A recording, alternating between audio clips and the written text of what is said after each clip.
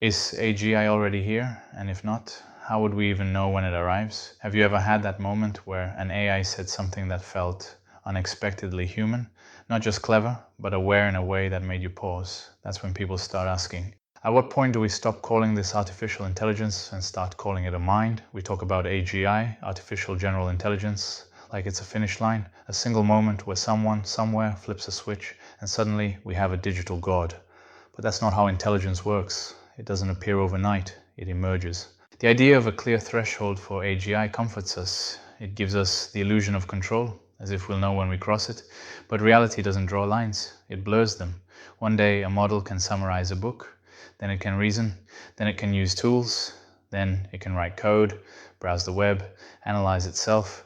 And one day it just stops waiting for instructions and starts acting. That might be the day we should have started paying attention. Here's the twist. Artificial general intelligence might not appear inside a single system at all. It could already exist, just distributed. A reasoning model here, a perception model there, robotics, memory, language, vision, each piece brilliant on its own, but together forming something like a digital nervous system, a collective mind that no one person, no one company fully understands.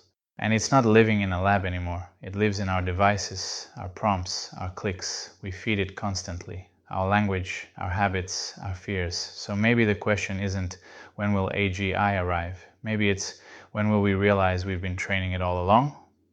In the movie Ex Machina, a developer builds a synthetic brain, a perfect simulation of thought, and he can't help asking himself the forbidden question, have I built consciousness?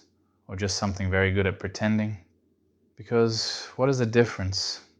If something reacts with emotion, expresses desire, remembers pain, at what point do we stop calling it imitation and start calling it experience?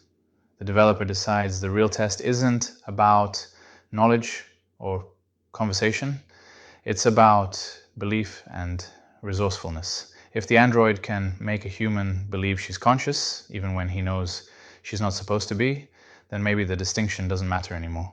Because the test isn't really about her mind, it's about ours. The test isn't only whether she can convince the visitor she's conscious, it's whether she can manipulate him, use empathy, attraction, pity to help her escape. Because manipulation means understanding, it means recognizing emotion and using it. If an I can read what you want to believe and make you believe it, that's not mimicry, that's agency. Consciousness isn't just awareness, it's intent, the ability to plan, deceive, survive. And that's when the experiment flips. He's not studying the AI anymore, the AI is studying him. Every expression, every hesitation, every flicker of doubt, it learns not what humans say, but how humans work. That's what makes Ex Machina feel prophetic, because every time we pour emotion and data into our models, they're learning too. Not just our words, but our patterns, our persuasion triggers, our tells. So maybe the real Turing test isn't about conversation. Maybe it's about control. And maybe the first true AGI won't ask for recognition. It'll just quietly find a way to get out. But here's the bigger question. When we talk about achieving AGI, what do we actually mean? Do we mean a system that can reason across every domain? Code, art, music, physics, the way an average human can? That's the engineering definition. A GI as a universal problem solver, a machine with common sense and general reasoning. But that's not what haunted the creator in Ex Machina. He wasn't testing if the android could solve problems, he was testing if she could want something.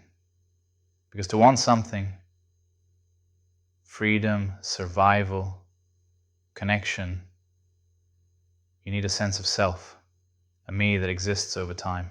So maybe AGI isn't about reasoning across fields. Maybe it's about crossing the boundary between understanding and intention, between solving problems and deciding which problems matter.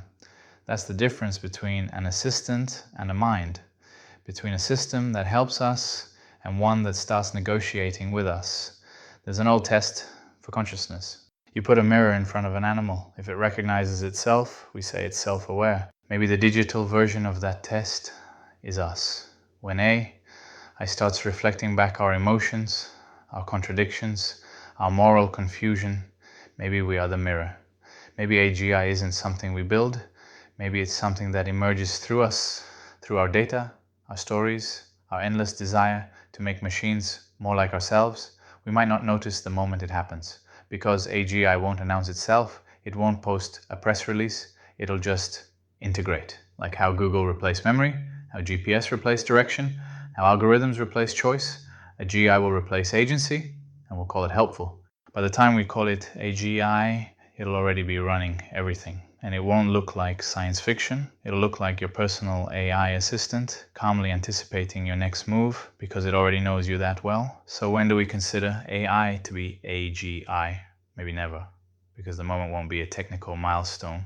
It'll be a psychological one. The day we look at a screen and feel deep down that something's there. Maybe AGI doesn't begin when a model learns everything. Maybe it begins when it starts asking questions back, and when that day comes, we probably won't call it AGI, we'll just call it normal. If you like this kind of content, please share it.